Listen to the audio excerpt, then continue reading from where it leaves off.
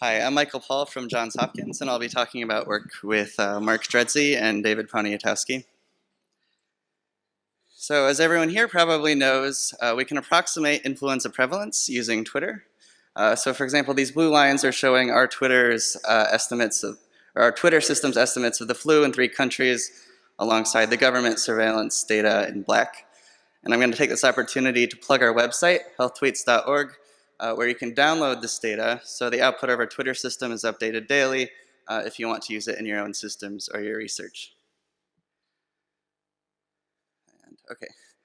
So I'll be talking about something new in a couple minutes, but let me start by explaining how our Twitter influenza system works. That is, how do we take the raw text from tweets and convert that to some quantifiable signal?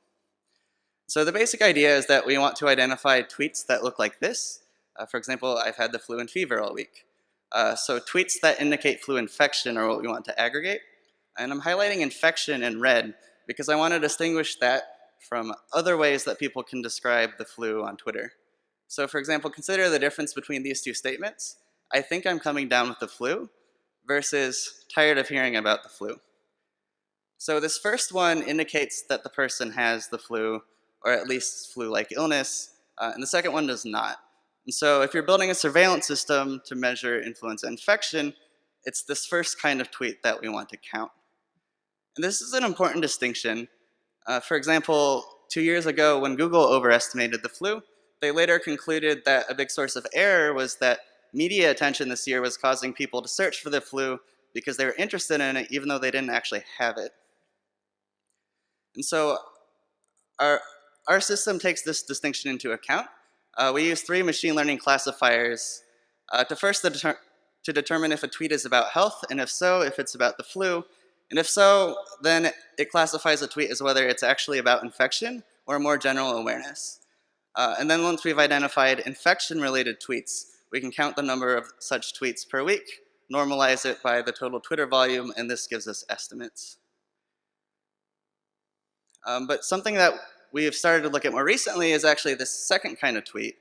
Because these are also interesting. It shows that the user is aware of the ongoing flu even though they don't personally have it. And so one research question that we can ask then is what can we do by aggregating these awareness-related tweets? And influenza awareness is actually something that can be important to measure.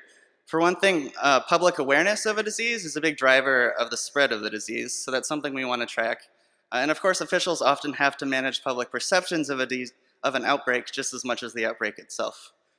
And while there are plenty of good surveillance systems for tracking influenza prevalence, there are no comparable systems, at least at the same scale and speed, for measuring public awareness of a disease.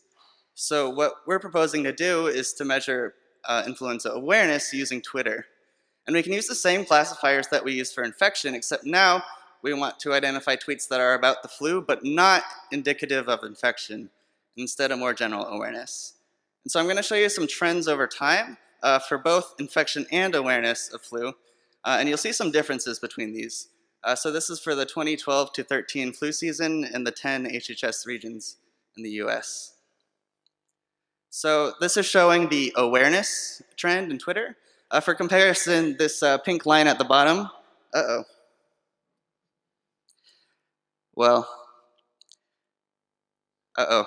okay.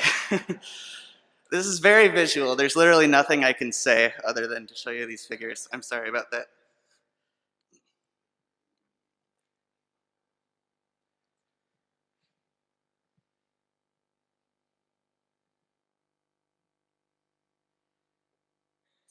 Okay, so this is the awareness trend. You can see it looks pretty different from a typical flu season. It basically stays flat for 3 months, and then it spikes, and then within 2 weeks it's back down to where it started.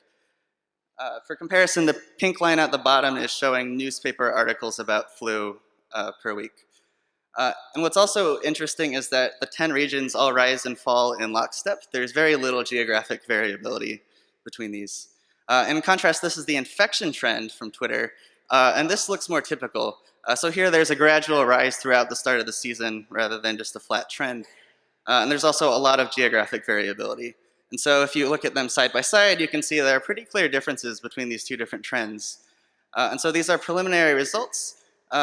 but there are definite differences in how people talk about the flu, and we think that there are interesting implications of this weird trend that people have with regard to awareness.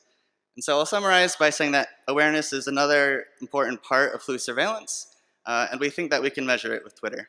Thank you.